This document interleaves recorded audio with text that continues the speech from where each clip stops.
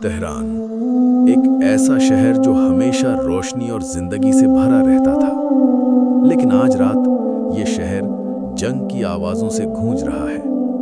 دور دور تک بلڈنگز جل رہی ہیں، آسمان میں گھنا دھواں پھیل چکا ہے، سڑکوں پر ایمبولینس کی لائٹس چمک رہی ہیں، لوگ اپنے گھر چھوڑ کر محفوظ جگہوں کی طرف بھاگ رہے ہیں۔ ہر چہرہ ڈرا ہوا ہے اور ہر دل میں ایک ہی سوال ہے: یہ سب کب رکے گا؟ کچھ ہی دیر بعد ایک خبر نے پورے ایران کو ہلا کر رکھ دیا۔ اسٹیٹ میڈیا پر ایک بریکنگ نیوز چلتی ہے: ایران کے سپریم لیڈر آیت اللہ علی خامنائی کے انتقال کی خبر۔ یہ خبر بجلی کی طرح پورے ملک میں پھیل جاتی ہے۔ لوگ اپنے گھروں میں ٹی وی کے سامنے جم جاتے ہیں۔ کسی کو یقین نہیں آ رہا ہوتا کہ اتنی بڑی شخصیت اب زندہ نہیں رہی۔ تہران کی سڑکوں پر لوگ نکلنا شروع ہو جاتے ہیں۔ کچھ لوگ غصے میں ہیں اور کچھ لوگ غم میں ڈوب چکے ہیں۔ یہ صرف ایک لیڈر کی موت نہیں، یہ ایران کی سیاست کے ایک پورے دور کا خاتمہ ہے۔ اس دوران ایران کے ملٹری کمانڈ سینٹرز میں ایمرجنسی حالات پیدا ہو جاتے ہیں۔ بڑی بڑی اسکرینز پر میسائل روٹس اور سٹرائکس کے نقشے دکھائے جا رہے ہیں۔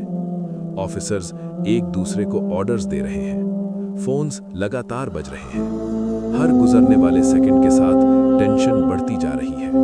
سب کو پتا ہے یہ صرف ایک ملکی کرائسس نہیں، یہ پورے مڈل ایسٹ کو جنگ کی طرف لے جا سکتا ہے۔ سپریم لیڈر کی موت کے بعد ایران میں پاور ویکیوم پیدا ہو جاتا ہے۔ نئی لیڈرشپ کے بارے میں چرچے شروع ہو جاتے ہیں۔ کچھ سیاسی دائروں میں مجتبی خامنائی کا نام لیا جا رہا ہے۔ تہران کی سڑکوں پر ملٹری وہیکلز پیٹرول کر رہے ہیں۔ لوگ اپنے گھروں میں بیٹھ کر نیوز کا انتظار کر رہے ہیں۔ سب کو احساس ہے آنے والے چند گھنٹے ایران کی تاریخ بدل سکتے ہیں۔ اسی وقت واشنگٹن ڈی سی میں وائٹ ہاؤس کے اندر ایک پریس بریفنگ چل رہی ہوتی ہے۔ میڈیا کے سامنے کھڑے ہیں U S president Donald Trump. Camera flashes رکنے کا نام نہیں لے رہے، اور پھر ٹرمپ ایک جملہ کہتے ہیں: آپریشن سکسیسفل رہا۔ یہ الفاظ دنیا بھر کے نیوز چینلز پر چلنے لگتے ہیں، اور اسی لمحے مڈل ایسٹ کی ٹینشن ایک نئے سٹیج میں داخل ہو جاتی ہے۔ رات کے اندھیرے میں ایران کے میسائل بیسز پر تیز حرکت شروع ہو چکی ہوتی ہے۔ ریڈ وارننگ لائٹس چمک رہی ہوتی ہیں۔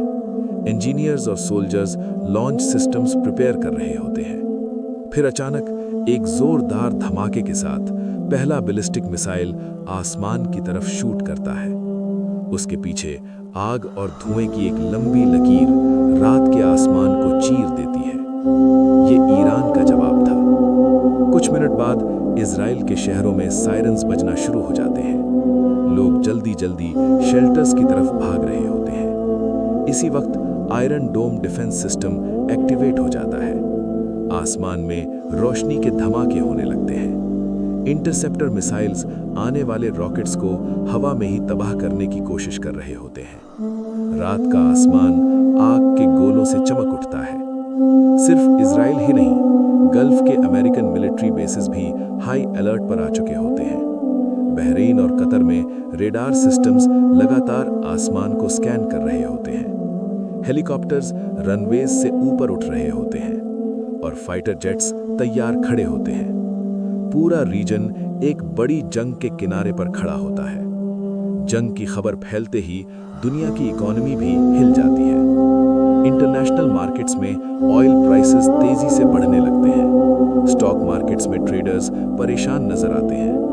دبئی ایئرپورٹ پر کئی فلائٹس روک دی جاتی ہیں، اور اسٹریٹ آف ہارمز میں آئل ٹینکرز احتیاط کے ساتھ سفر کرنے لگتے ہیں۔ تہران میں ہزاروں لوگ سڑکوں پر نکل آتے ہیں۔ کالا جھنڈا اور سوگ کا ماحول ہر طرف پھیل جاتا ہے۔ لوگ اپنے لیڈر کی فیونرل پروسیشن میں شامل ہو رہے ہوتے ہیں۔ کچھ لوگ خاموش کھڑے ہیں اور کچھ لوگ آنسوؤں کے ساتھ دعا کر رہے ہیں۔ یہ صرف سیاست نہیں، یہ ایک قوم کا غم ہے۔ اسی دوران یونائٹڈ نیشنز میں ایمرجنسی میٹنگ بلائی جاتی ہے۔ دنیا بھر کے ڈپلومیٹس اس کرائسس کو روکنے کی کوشش کر رہے ہوتے ہیں۔ واشنگٹن، یورپ اور ایشیا کے کیپٹلز میں لگاتار میٹنگز چل رہی ہوتی ہیں۔ सबको पता है, अगर ये कॉन्फ्लिक्ट और बढ़ता है तो इसका असर पूरी दुनिया पर पड़ेगा। रात के आखिरी लम्हों में तेहरान का आसमान अब भी धुएं से भरा होता है। दूर दूर तक आग जल रही होती है, सड़कों पर मिलिट्री पेट्रोल कर रही होती है और हजारों लोग अपने घरों में छिपकर बैठे होते हैं। दुनिया एक बहुत नाजुक मोड़ पर खड़ी है। क्या ये तनाज़ा यहीं रुक जाएगा या फिर ये जंग पूरे रीजन को अपनी लपेट में ले लेगी? और कहानी